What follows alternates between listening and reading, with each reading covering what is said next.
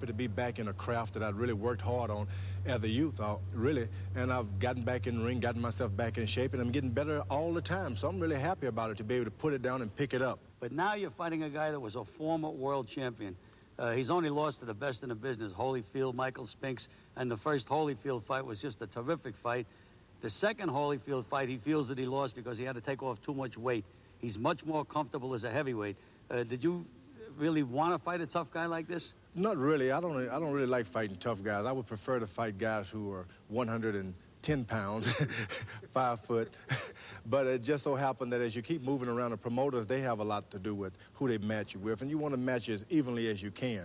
And I think this kind of fight is really, basically, I'm ready for these kind of fights. Well, you know, George, after this, in my opinion, you have to fight a guy in the top 10. And from there, Tyson is right around the corner. That's right. I hope to keep fighting as often, as much as once or twice per month. And eventually, I'd like to clean up the whole heavyweight division. That includes the heavyweight champion of the world. I like to be an underdog. I mean, I wouldn't want it no other way. You know, if it like fuels my fire. You know, and you know, I like being an underdog. It's okay. You know, it's okay to be an underdog because I want him to have all the confidence in the world. There's the tail of the tape, both in their mid to late 30s. Foreman with a huge height and reach advantage. Qawi, known as the Camden Buzzsaw, just 5 defeats in his record, former world champion at light heavy and cruiserweight. He lost his last title to Evander Holyfield. George Foreman, gold medalist at the Mexico Olympics. His record still very impressive. Only Ali and Jimmy Young have beaten him. Our commentators then are Gil Clancy, and he's alongside Al Bernstein.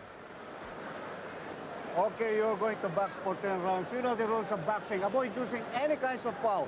Don't throw any punches during the break. Is that clear? Seconds, come out fighting. George Foreman ready to take on Dwight Muhammad Qawi. This crowd in anticipation of they don't know quite what, because Foreman in his other efforts has won every time out. Depending on your outlook, it's a good idea for him to be back or it's a bad idea. And there's an overhand right by Qawi. He saw the Guido-Trani fight, and I'll tell you, Guido-Trani was able to land all kinds of punches on George Foreman. And Qawi landed a good overhand right, shook George a little bit just to start things off. And there he goes pushing him, now just as I predicted. And Padilla gives him a warning. Now, Padilla is a referee who usually has kind of a hands-off policy about things. Let's stand. I don't know why George isn't working that left jab. He's allowing Qawi to take liberties. Qawi, who is thick around the middle, make no question about that, able to pretty much walk in. I don't understand Foreman's strategy at all, Al. He should be keeping this little guy away from him. Just keep snapping that great jab that he has in his face.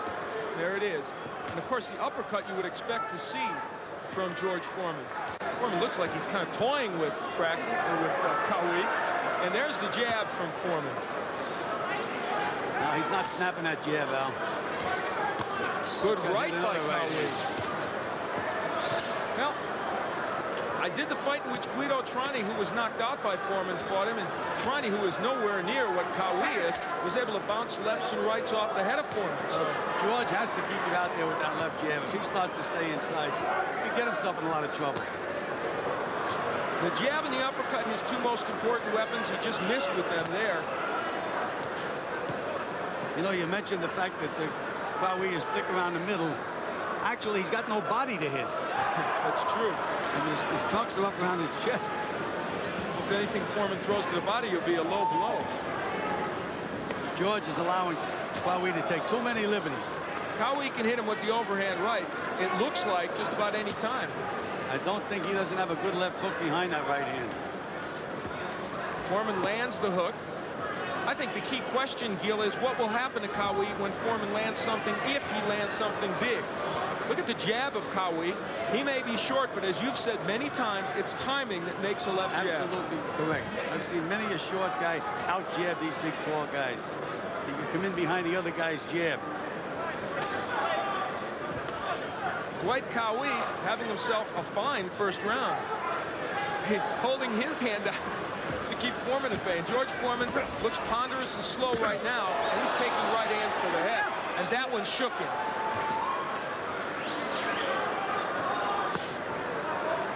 Body shot by Foreman. Two good body shots, Al. Well, this fight starting as Qawi would like it to. It's not the same very busy Qawi that we saw as a cruiserweight and a light heavyweight, but he's landing. There's the right and the left by Foreman. Hey, guess what? It didn't knock Qawi down. That'll do it for round one. The crowd is kind of hushed because what they're seeing here is not exactly, I don't think, what they thought they'd see. You know, I think a very more confident Qawi went back to the corner if he saw the way that first round went. That's true, and let's see what they're telling him. All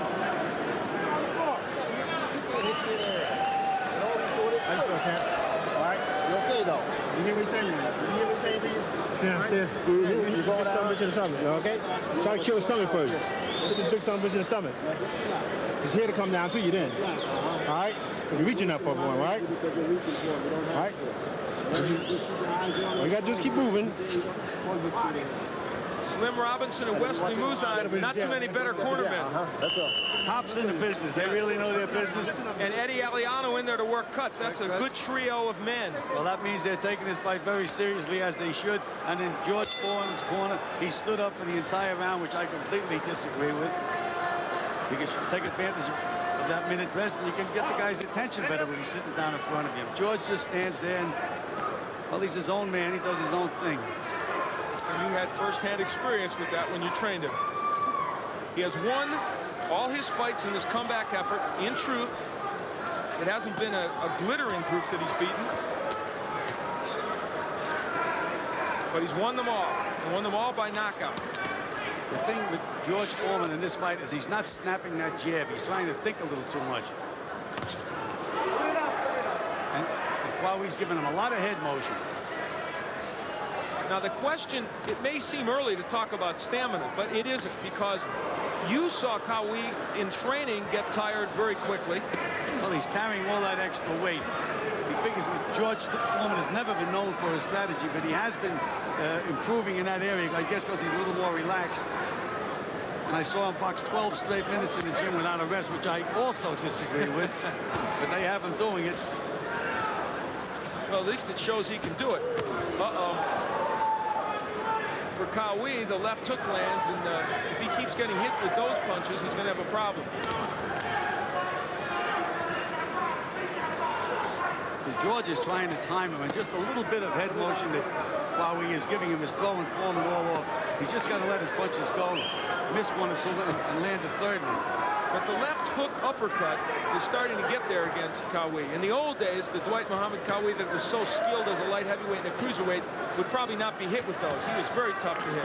Right now, he's getting nailed by Foreman. And it's taking its toll, I would think. Well, he's standing in there with him. Oh, that one hurt Qawi. He's hurt now. Padilla steps in, but Dwight Qawi is definitely stunned.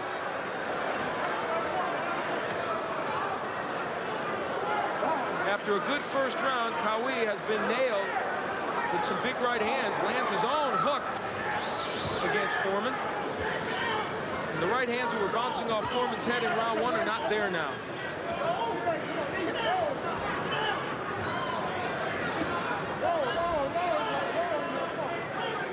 A much slower Dwight Muhammad Qawi, but it's a pretty slow Foreman as well. There's the jab by Foreman. That's what he should be using. Good left hook by Qawi, and another good left hook. Foreman pushes him off on a right hand, and another right hand. George Foreman felt those punches. He is getting nailed with some big shots now by Qawi. And Qawi with the jab that lands.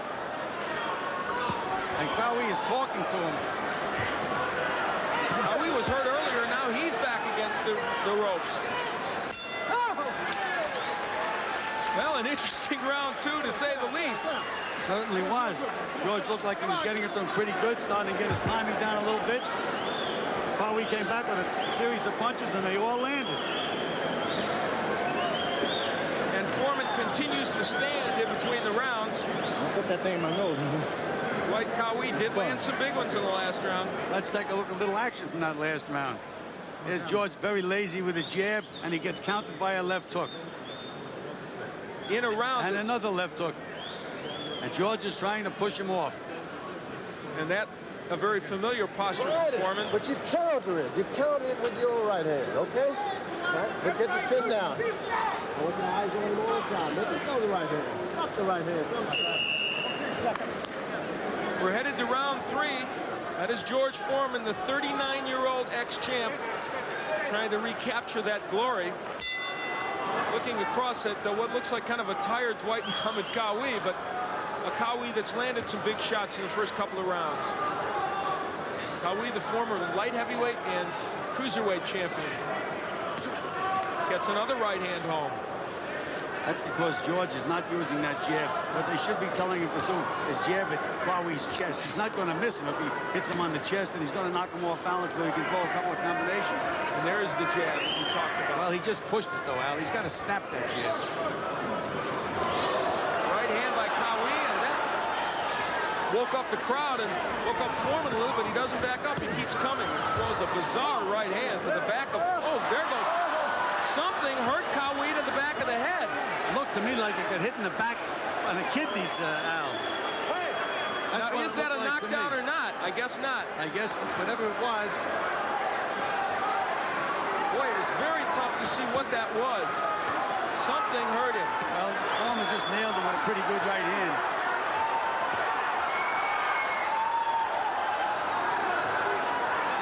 You may be right, Gil. It was something to the kidneys that drove him out of the ring. You know, he was holding the back of his head. It was not called a knockdown, apparently. There was no... Well, the referee didn't give us any indication of what it was. There was no 8 count. So with Qawi on the deck, he should have at least gave us some kind of... And now Qawi is landing some pretty good short punches himself. Uppercut hurt Qawi, but we've said that before, and he seems to come back. Foreman under the microscope, to be sure. People looking at what he has and what he doesn't have.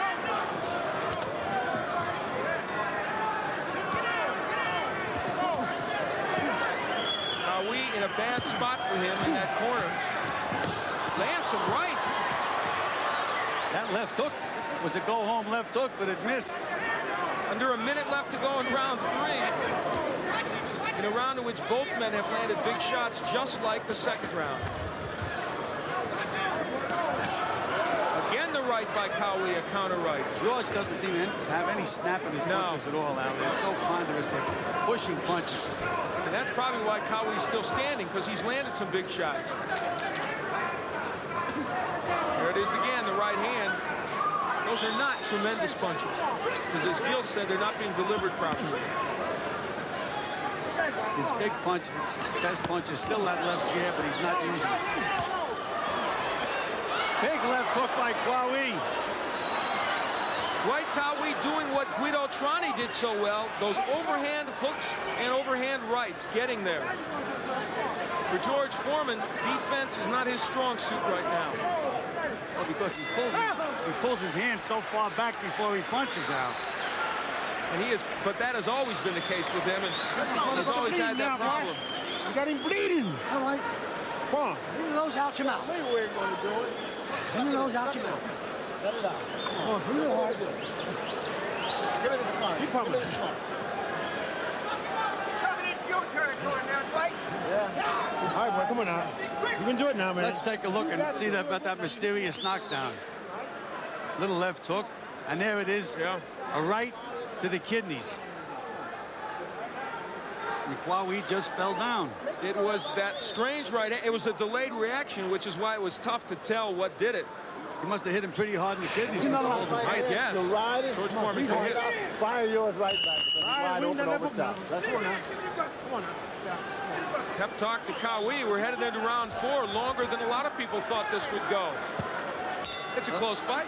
It certainly is, and George Foreman was just bouncing up and down like he's trying to feel his legs.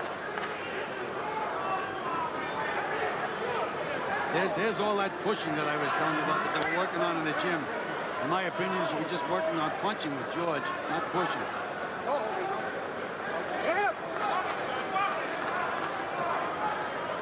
He's not using that left jab at all, Al. Not even a little bit. Wouldn't you think that from the other fights he knew that was his best punch, that that's what he'd be doing, snapping out that jab? He used it very effectively in his fight with Rocky Sikorsky, and even the fight with Trani, and in all the other ones. Not here. And Qawi gets in a left hand. It's weird slapping right hand, and Padilla appropriately gives Foreman a warning for backhanding. Well, it was a backhand. Now, this has really slowed here. And what we saw in the Norris-Snipes fight could take place here. Two men very tired.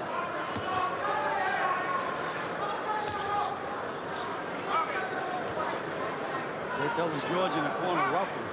I'd be telling him to punch him. I think that might be a better idea. Rough him.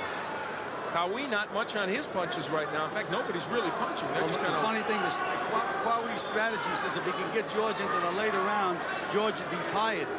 George's corner strategy is to rough Qawi to make him tired. I mean, why don't they just depend on fighting ability instead of seeing if we can tired first? Maybe we should skip right. Good right hand counter by Qawi.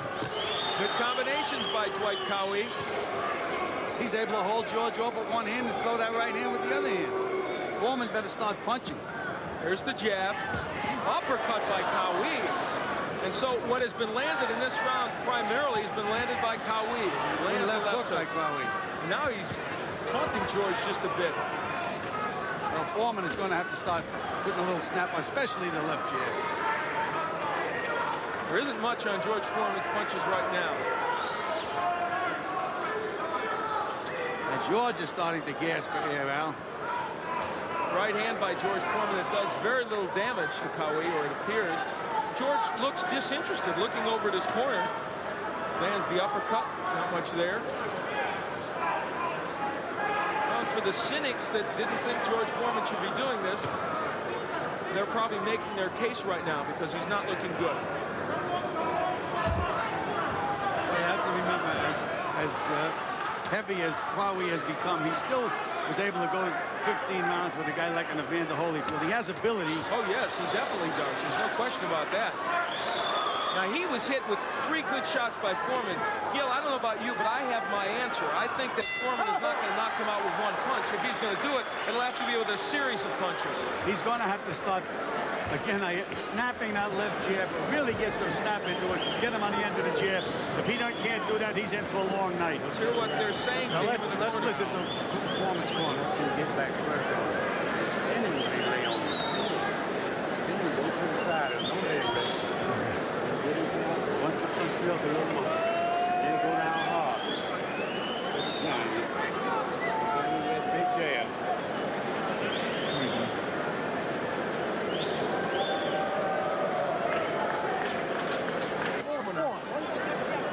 George Foreman.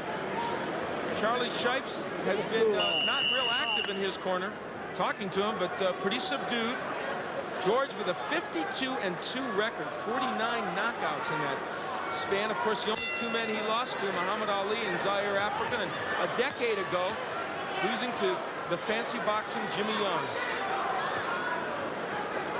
in the heat in, I believe, San Juan, Puerto Rico, correct? San Juan, Puerto Rico, was 100 degrees in the building. You were there. You know about that heat. Well,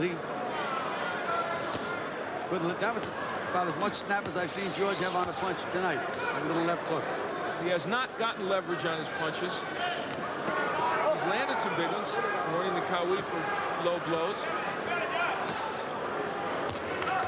Qawi landing a couple of good shots.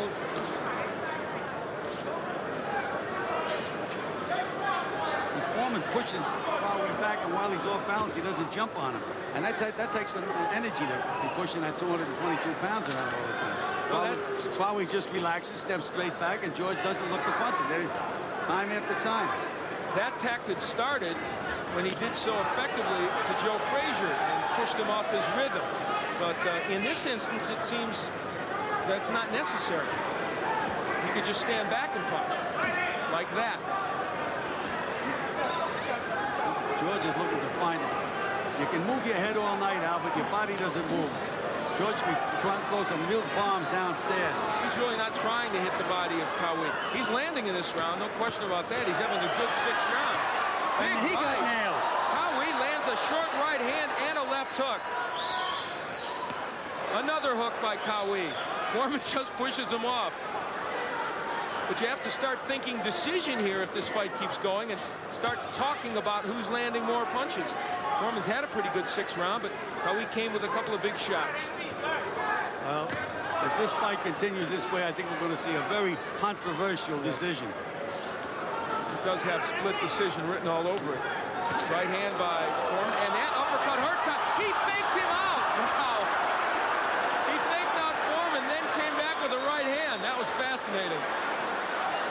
I've never seen a fighter fake that much. No, it looked like he was going down. Wow. We've all seen Ali fake being hurt, but not quite in that posture. And now George turned around and looked at his corner. Gil, do you feel like everything is kind of in slow motion here? Yes, I it's like certainly we're do. watching a fight as if you could stop it and use a still every 10 or 12 seconds. There's 22 seconds left in round 6, and that left hook did hurt him. That's a knockdown because no, it isn't. It should have been. He went against the ropes. Against the ropes, right? That's correct. That should have been a knockdown. Instead, Foreman stopped punching. Qawi got up. Oh, there's been some odd things in this round. Qawi went down a couple of rounds ago. No, nothing was called. That'll do it for round 6. There's a full moon out tonight. Next round is going to be an important round now. If Qawi gets by the next round, I think we're going to find things very, very interesting. Depends on how much will Qawi has right now. How you feeling? Tell me, boy. Huh? How you feel? Serious questions being asked in that corner, and here's what we thought might have been a knockdown. Big left hook by George. That is a knockdown. Yes. When the ropes prevent you from going down, it's supposed to be a knockdown. It's what the rule book says, but in this case, it wasn't called a knockdown. Big twist to the right hand.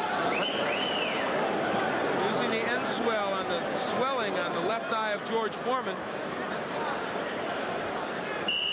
We're moving into round 7. It's been a bout in which that man, George Foreman, has hurt Qawi a couple times, but Qawi has also nailed him. I think this is the key round right now.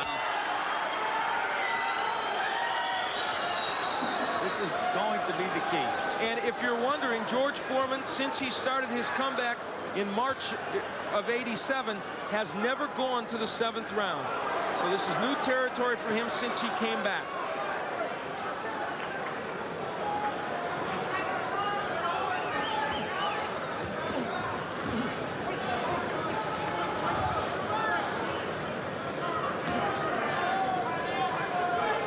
Blood on the front of Qawi's trunks, but I can't spot where he's bleeding from now.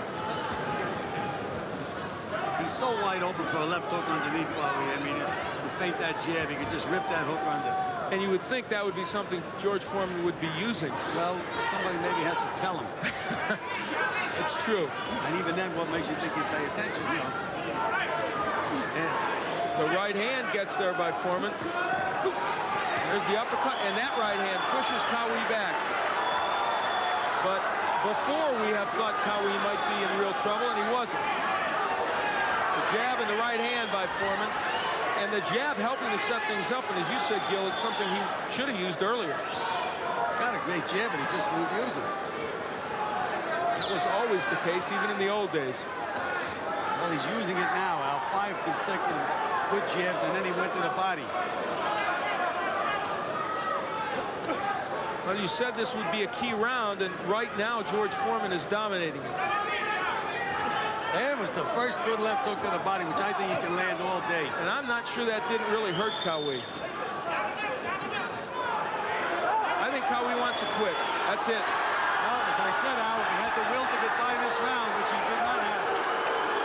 Well, it's an unsatisfactory ending, to be sure, from all standpoints. But as you look at George Foreman, he'll take it because he gets the win and, I guess, continues on in his comeback bid. Well, we said it would be, we thought it might be an ugly fight, Al, and it was. There was nothing sparkling about the fight whatsoever. George just brutalized Dwight Qawi is what he did.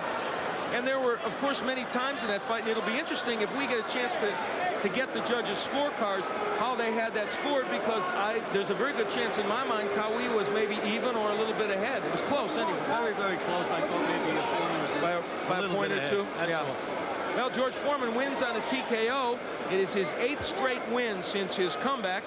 And as all the others had ended in a knockout, this time he was extended to 7 rounds, the longest he has gone. And some people will wonder, did he beat anybody in Dwight Muhammad Qawi? And what would a top heavyweight do to him? Well, I guess we'll get that answer in the future. Let's take a look at some of those short. The end of there was that good left hook underneath. I think that took all the rest of the fight out of Dwight Qawi. I had mentioned that he was wide open for that punch, and he's just brutalizing him now. Nothing great, no big snap, but the punches are there, and I guess Qawi knew he was out of gas, and that was the end of the fight. George, if we can spin you around here, if that's possible. This fight started out on a tough note because Qawi was landing those overhand rights and those left hooks. Were you hurt by any of those? Well, not really, but I was really devastated by his energy, his ability to recover from punches. It looked to us like you had a hard time getting off with your jab, and then finally you got that left hook into the body. Was he a tough target to hit? Let's face it, shorter guys are really unorthodox for boxers. The shorter they are, the harder it is to get an orthodox jab off on him, and he was playing it real good. He played my jab, but as a rule, it caught up with him. The toe did catch up with him. He's a fine man, brave individual. Were you happy with what you did tonight? Well, you know, I'm happy when I win, but he wasn't hurt, and I'm thankful to God for all that. I'd like to say hello to my sparring partner, Roscoe, down in Houston. He was a middleweight who got me in shape for throwing fast punches. And I'd like to say that I feel overshadowed by you. You're too much of a celebrity. You know, you're a singer and everything. Yeah. I'm just a boxer, but... Well, but in this fight, there were moments where it looked like you got everything going, and there were moments where it was very difficult to you. Well, I really didn't want to get out there and get a first-round knockout. That's what I was trying to avoid. I wanted to use my left jab, see how I could do against shorter guys who have good overhand rights. The heavyweight champion of the world fights like that. So it's to my benefit that I go 1 or even several rounds with these kind of fighters. I'll only get better, and they'll get hurt anyway because they can't